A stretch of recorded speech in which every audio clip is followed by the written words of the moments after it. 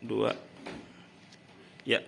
Assalamualaikum warahmatullahi wabarakatuh. Waalaikumsalam warahmatullahi wabarakatuh. Alhamdulillahirabbil alamin wassalatu wassalamu ala asrofil anbiya'i wal mursalin wa ala alihi wa man tabi'ahum bi ihsani ila yaumiddin. Amma ba'd. Pertama, marilah kita panjatkan puji syukur terhadap nikmat Allah yang Maha Kuasa yang telah memberikan kita banyak rahmat dan hidayahnya sehingga kita bisa melaksanakan sholat subuh berjamaah dan dilanjutkan dengan rangkaian ibadah lainnya. Sholawat dan salam semoga tetap tercurah kepada junjungan kita Nabi Agung Nabi Muhammad Sallallahu alaihi wasallam. Allahumma sholli alaihi. termasuk dalam umatnya yang setia menjalankan sunnah, mengamalkan sunnah dan mengajarkannya hingga akhir hayat. Nah, pada kesempatan kali ini saya ingin menyampaikan satu hikmah tentang sholat subuh. Sesungguhnya amal manusia yang pertama kali dihisab pada hari kiamat itu adalah sholatnya. Nah, jika sholatnya baik, maka baik pula seluruh amalnya.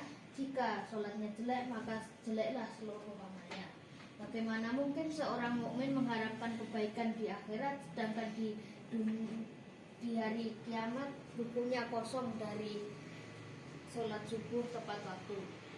Nah, sesungguhnya sholat subuh ini berat bagi seorang munafik dan sesungguhnya sholat yang paling berat bagi seorang munafik adalah sholat subuh dan sholat isya. Sekiranya mereka mengetahui apa yang terkandung di dalamnya, misalnya mereka akan mendatanginya walaupun dengan merangkak. Nah, sholat subuh memang wajib, paling sedikit jumlah rakaatnya hanya 2 rakaat saja. Namun ia menjadi standar keimanan seseorang dalam ujian terhadap kejujuran karena waktunya sangat sempit, hanya sampai terbit fajar. Ada hukuman khusus bagi seorang yang meninggalkan sholat subuh. Rasulullah Sallallahu alaihi wasallam menyebutkan hukuman berat bagi orang yang tidur meninggalkan sholat wajib. Rata-rata penyebab utamanya seorang muslim meninggalkan sholat subuh adalah tidur. Dalam suatu hadis diriwayatkan, setan melilit seseorang di antara kalian dengan 3 lilitan ketika tidur. Masya Allah. Dengan setiap lilitan, setan membisikkan, nikmatilah malam yang panjang ini. Apabila ia bangun lalu mengingat Allah, maka lepaslah 1 lilitan. Apabila ia berwudu, maka lepaslah lilitan yang kedua. Kemudian apabila ia sholat, lepaslah lilitan yang ketiga. Sehingga menjadi bersemangat. Tetapi kalau tidak, ia akan terbawa lamban dan malas full seharian biasanya. Berikan kabar gembira kepada orang-orang yang banyak berjalan dalam kegelapan waktu isya dan subuh menuju masjid dan cahaya yang sangat terang dari hari kiamat. Hadis riwayat Abu Dawud, At-Tirmidzi dan Ibnu Majah. Allah akan memberikan cahaya yang sangat terang pada hari kiamat nantinya kepada mereka yang sholat subuh berjamaah bagi kaum laki di masjid. Cahaya itu ada di mana saja dan tidak mengambilnya ketika melewati Shirathul Mustaqim, dan akan tetapi bersama mereka sampai mereka masuk surga insyaallah.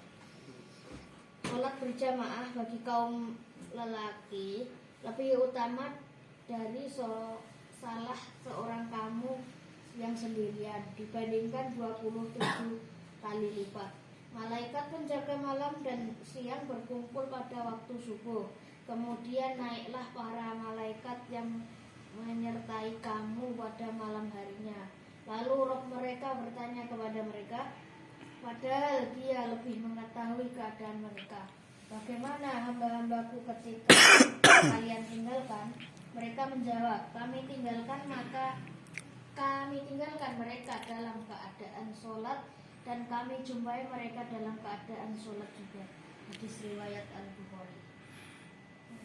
Sedangkan bagi wanita, kalau sholat di masjid diperbolehkan, sholat di rumah lebih baik dan lebih banyak pahalanya, yaitu mengerjakan sholat subuh pada saat para pria sedang sholat di masjid.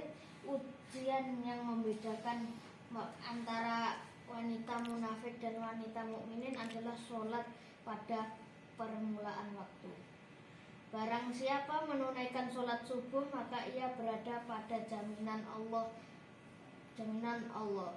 Sholat subuh menjadikan seluruh umat berada dalam jaminan, penjagaan dan perlindungan Allah sepanjang hari. Barang siapa membunuh orang yang menunaikan sholat subuh, maka Allah akan menuntutnya sehingga ia akan membenamkan mukanya di dalam neraka. Riwayat Muslim, At-Tirmizi dan Ibnu Majah. Banyak permasalahan yang bisa diurut bersumber dari pelaksanaan sholat subuh dan disepelekan.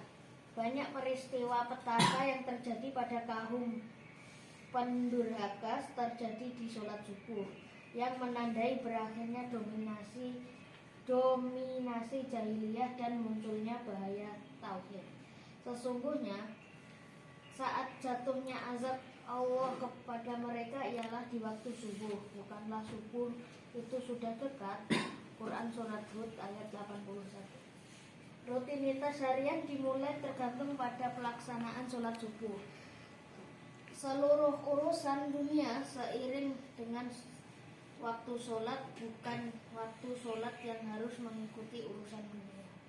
Jika kamu menolong agama Allah, maka ia akan menolongmu dan mengaguhkan kedudukanmu. Ulang lagi dengan keras.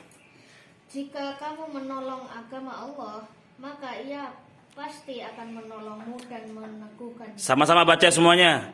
Jika kalian menolong agama Allah,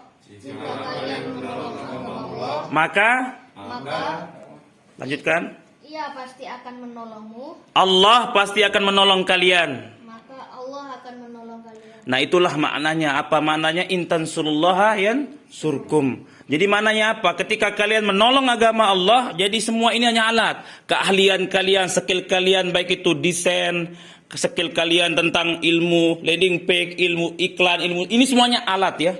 Semuanya alat yang memberikan pertolongan Allah. Maka high worship, high return ya.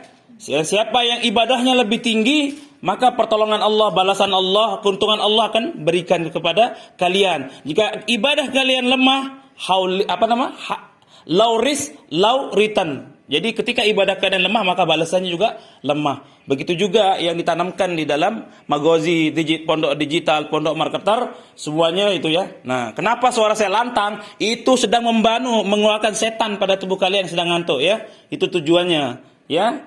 Jadi apa yang kalian lakukan ini adalah menolong agama Allah. Nah, sekarang ditutup. Nah, tadi Quran Surat Muhammad. Quran Surat Muhammad Ayat 7. ayat 7 ya. Kita akan ditolong oleh Allah insyaallah ya. Ditutup Mas. Sekian kultum pada pagi hari ini. Doa kafaratul majelis ya. Semoga bisa diambil hikmahnya, diambil baiknya, dan apabila ada salahnya itu datangnya dari diri saya pribadi dan setan. Sekian kultum pada pagi hari ini, kita tutup dengan hamdalah dan doa kafaratul majelis. Alhamdulillah.